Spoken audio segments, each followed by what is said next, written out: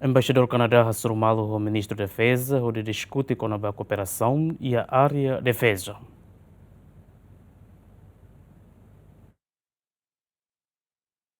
Terça-né, ministro da Defesa Pedro Clamar foi que se visita cortesia o embaixador Canadá, onde colhia com a cooperação entre Timor-Leste e Canadá.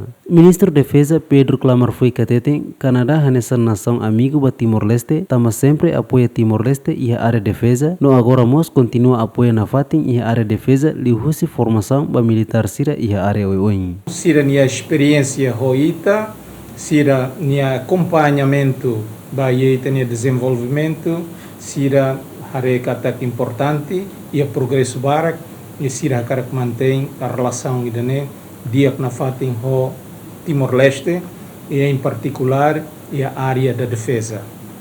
A necessita bot sira tene kata desde 2008 Canadá estabelece programa de treino militar e na bema que halamos ao Timor-Leste.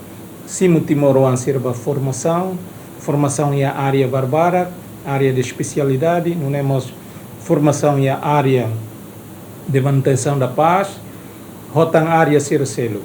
E desta vez, senhor embaixador, senhor Adido, a delegação, se haretan área saída maka Sira se bele prepara para depois bele estabelece o hametin liutan cooperação entre Canadá e Timor-Leste.